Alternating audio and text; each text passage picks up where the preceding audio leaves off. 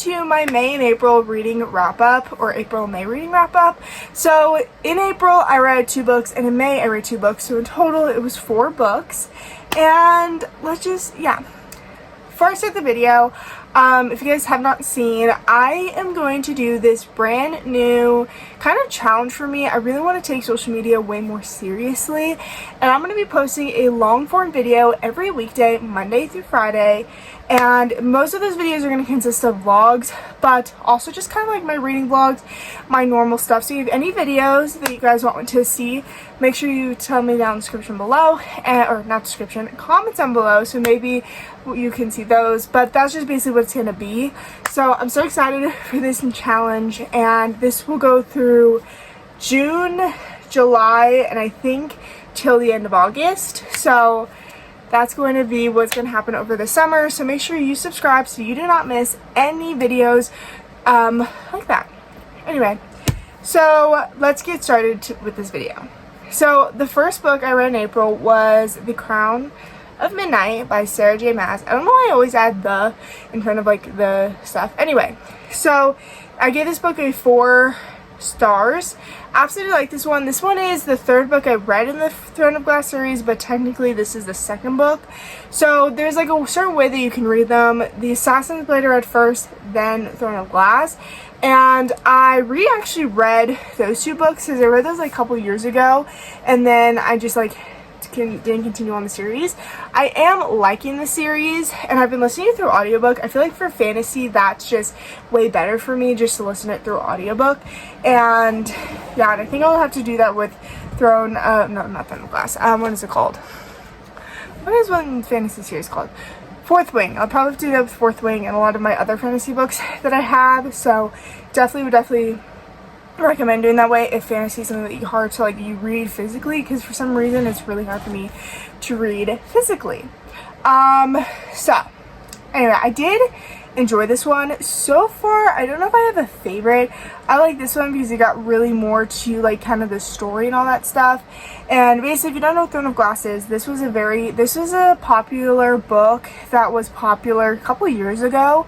So it, like, people are still kind of reading it. People are like, whatever. Anyway, but it's basically about Selena Sardathian, who is a really good assassin, and she's like 17 years old, or 16, somewhere around there, which I think is crazy because I'm reading it now and like it's my age. She's my age.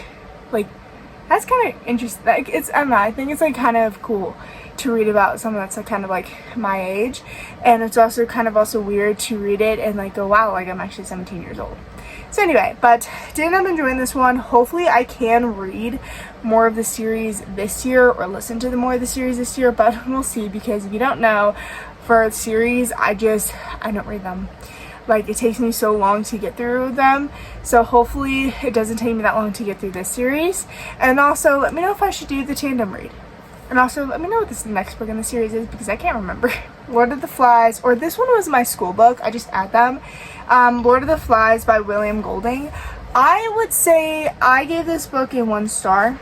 I didn't like it, and the reason why I didn't really like it is I didn't relate to the characters. Like, the problem is, I feel like this book should have been read in middle school, because then I think it'd be more like related to the characters and stuff like that. Just because like they were 12-year-old boys, and to me, I just didn't relate on it, and also I didn't like it. I thought that the ending was very, very boring, that there was no cool little story to it, that the lesson was like everything was in your head, every single just whatever. So really, really sad. Didn't like it, but it basically followed these English boys. It was, I can't remember how many, but there was a lot of English boys in here, and they basically were fleeing because of an atomic bomb for England, and they were fleeing, and then their plane crashed on just like an island that no one knew about, and then they basically started going crazy, fighting each other and all that stuff.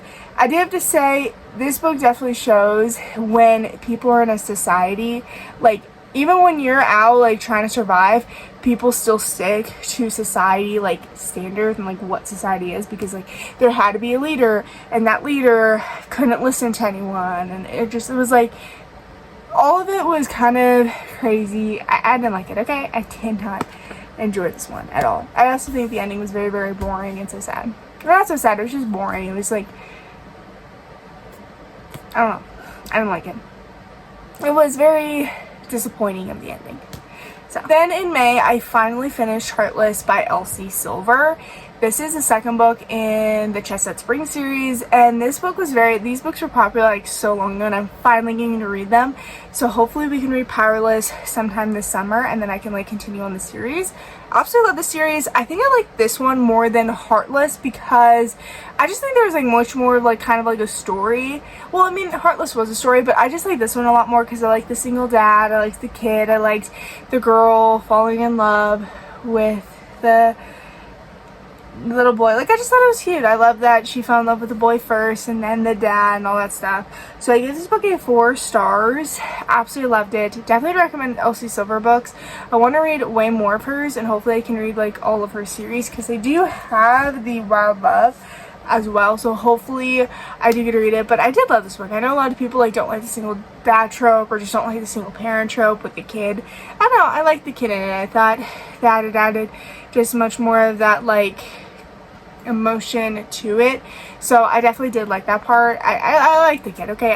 I'm just gonna say I like the kid, okay? I like the kid in it. And then the last book was The Night We Met by Abby Jimenez. This book was her new book, which technically is kind of like a series but standalone from this book. So in this book, characters say You'll Remember Me. The characters mentioned in this book are mentioned in this book. The thing is, I gave this book a 4.75 stars. I basically binged it in one day. Like, I read 80 pages and then the rest I just binged in one day. I don't know, like, I have mixed reviews on this book, or not mixed reviews, I just like mixed feelings on this because I don't, like, how do I like to describe it? It's just, I would say this book is not for everyone because there is like best friend's girlfriend trope where basically Chris falls in love with the best friend's girlfriend. And I don't know, like, I feel like it was better, like, I feel like she should have gone to Chris, but that just didn't end up happening. And I don't know, like, how to really kind of, like, say this. I'd recommend it if, honestly, I don't know. If you don't like the best friend, girlfriend trope, definitely want to recommend it. It's just, this is like where because like I was doing like a video of like my rating, but you can tell it's like very whatever. I do say I love the dog. I think the dog is so cute. But basically Larissa, Larissa was Mike's girlfriend, who is Chris's best friend, and Chris was just basically trying to help his best friend out because his best friend his best friend Mike was kind of just like definitely very all over the place in this book. And I related to Mike, but also I didn't, because Mike really was terrible, but he also, like, I can see, I don't know, like, the problem is I was very, like, had mixed reviews on it, because I thought it was, like, sad that Mike, like, lost his girlfriend, but at the end of the day, like, he did nothing to kind of, like, he did nothing, like, he didn't put any effort into the relationship, and Chris was the one that actually kind of put the effort in the relationship. Chris was the actually one that, like, helped Mike out, helped him out, like, I don't know. This book, I just say if you want a fast-paced summer read, definitely recommend, but I don't know. I do like Abby Jimenez's book. This is the second book I read by her, and I want to read so much more by her. I absolutely love her books. Her books are one of my absolute favorites, fast-paced, so just, I love them so much. Anyway. But this one was kind of like, I don't know how to describe it. There are the 3 books I have physical copies of, and then the 4th book. So I read 4 books in the month of April and May, and I cannot wait to read in June. So if you guys have seen, I've been too busy to read, so that's kind of why it's been like so, just, I don't know. I think that that's my excuse. So hopefully in June, because there's a lot dying down. Like, I do have a lot of basketball still, but like, hopefully because school is like over, I can read more, all that stuff. You guys will be definitely getting a reading vlog, hopefully 2, hopefully 3. Hopefully you guys get a couple reading vlogs over this summer. But that's going to be it for today's video. So make sure you subscribe so you do not miss every single weekday for just me uploading. So hope you guys stay tuned. Have a good day wherever you are. And make sure, do not forget to subscribe so you do not miss any of my summertime videos this summer.